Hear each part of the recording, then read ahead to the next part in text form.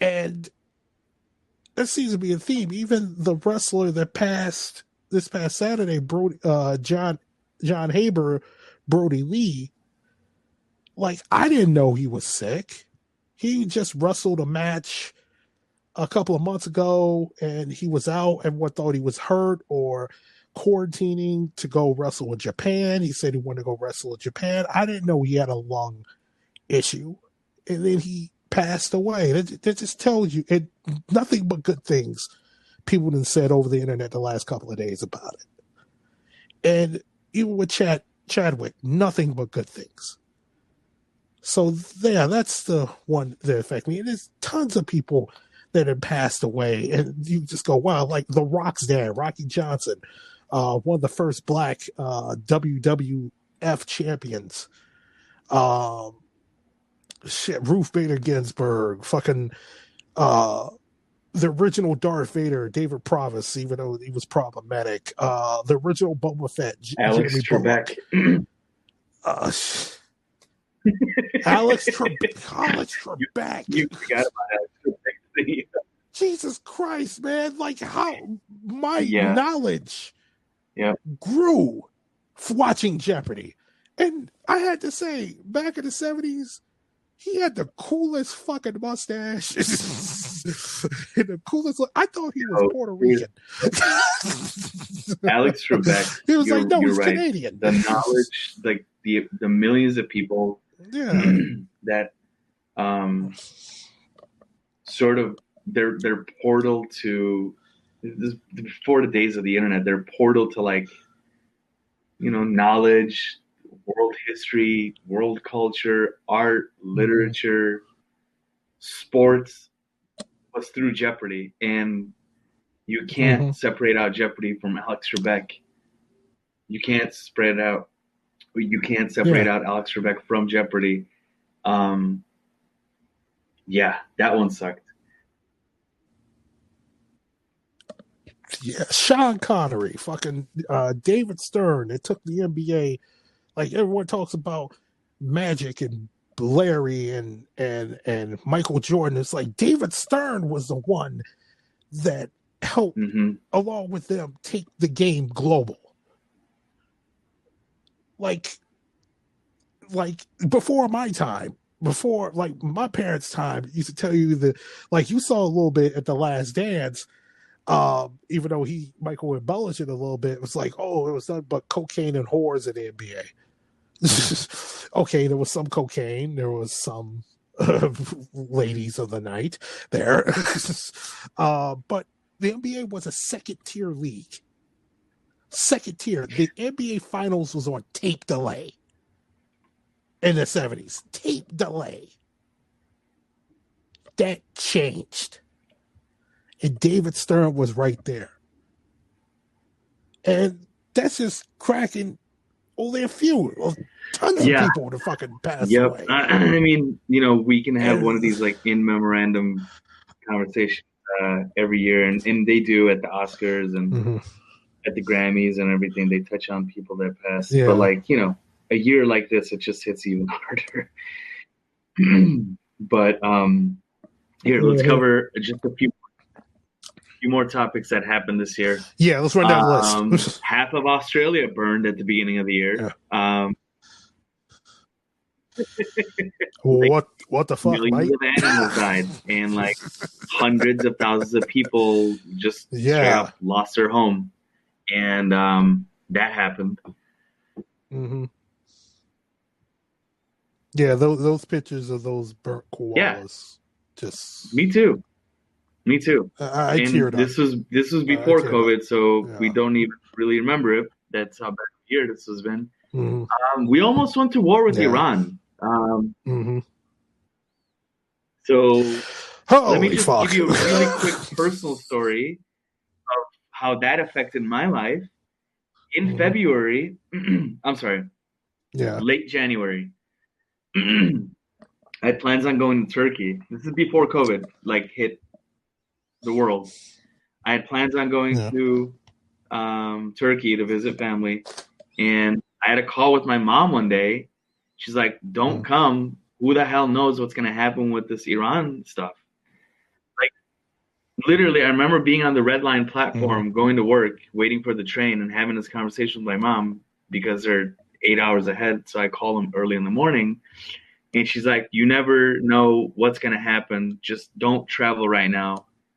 And I like, it boggles my mind that I had this like nonchalant conversation about my trip to Turkey being paused because the U.S. might go to war with Iran. Like,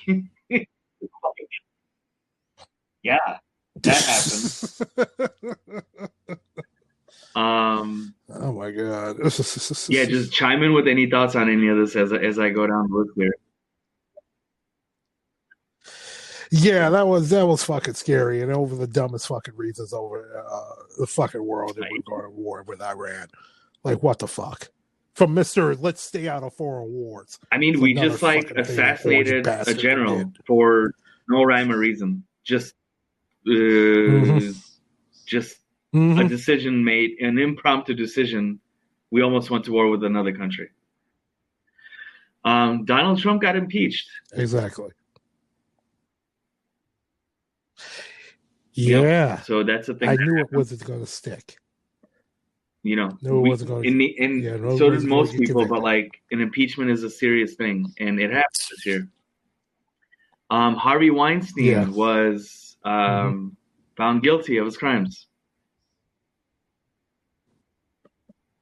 You know, I knew Harvey Weinstein was a piece of shit, and I tell you from there's a documentary. I do. Yeah. On the making of. You remember the movie Boondock Saints? There's a documentary on how the guy that wrote and ended up directing Boondock Saints, how Harvey, particularly the Weinsteins and Harvey in particular, had loved the script and wanted to do a lot of things with it, and the guy let the success of it. They even made the movie go to his head, and eventually he ended up making it and become this cult classic type thing. I ended up watching it a couple of years ago. It was like, it doesn't hold up the way the first time I saw it, but there's a part of the documentary where they're at the Academy Awards that year, and Harvey Weinstein, I think, had won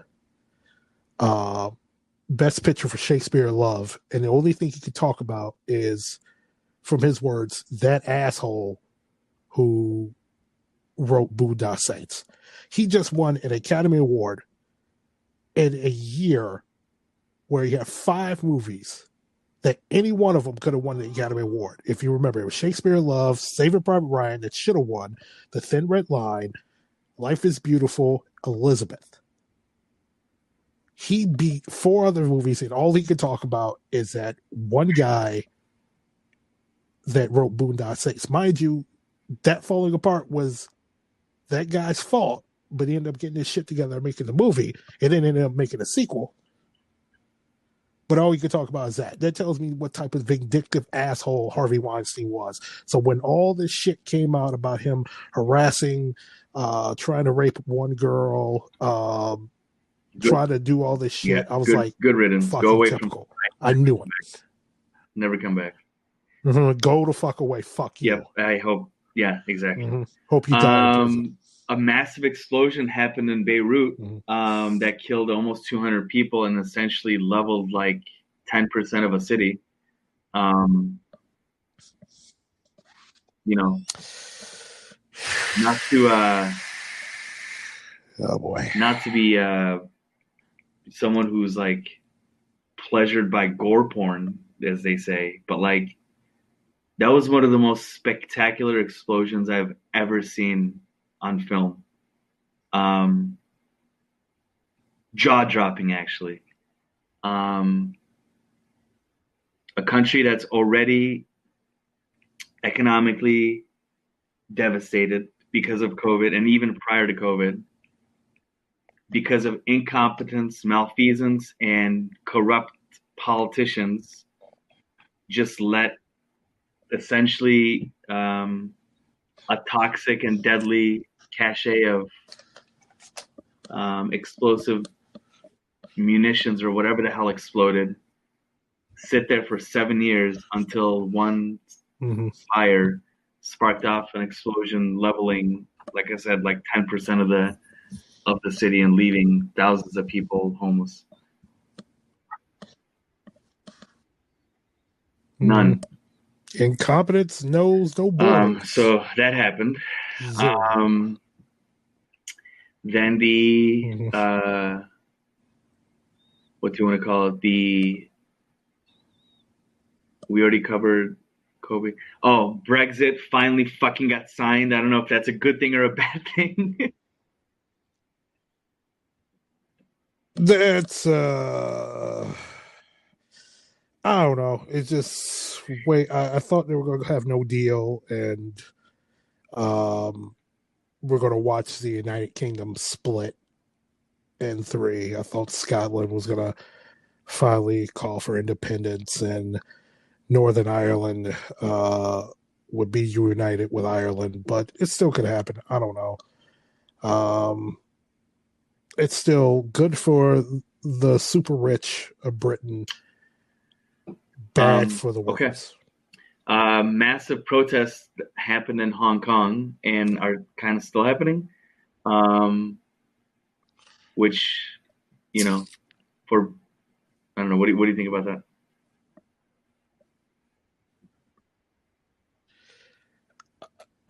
Hong Kong is it's so confusing, like, especially looking at the history of Hong Kong. Like, it was a British colony. What was it? It was part of China. Then China lost a war against practically the world, became a British colony. They held it until 97, and the Chinese took over, but they allowed Hong Kong to have its own autonomy. Now they're starting to take away that autonomy.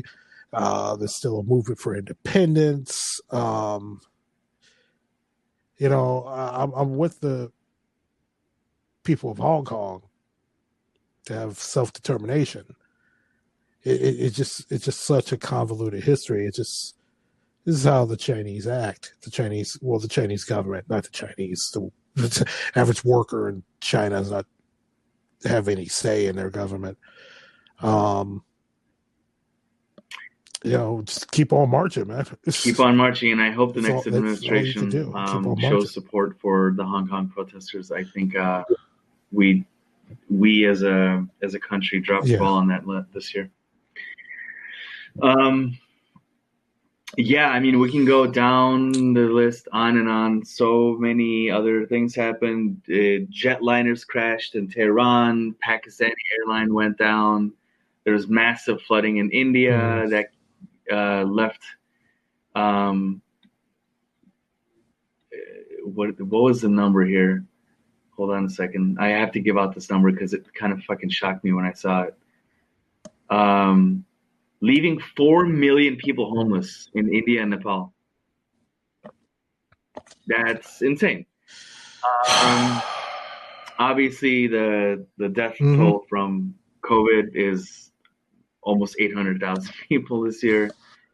So yeah, we can go down the list, but this episode is quite long and there's a lot of topics. I think we should maybe focus on how 2020 has changed you, how you've become better, worse, what has changed about your outlook on politics, what has changed about your feelings on what it means going forward for people working and schooling from home. So 2020 year in review for Nick.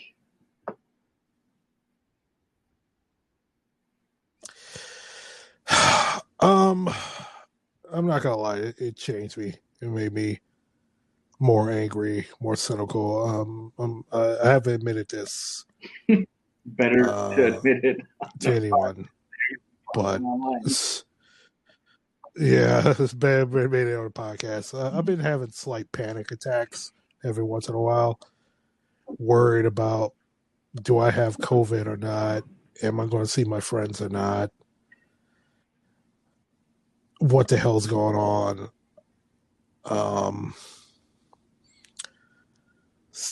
It gets frustrating, especially when I can't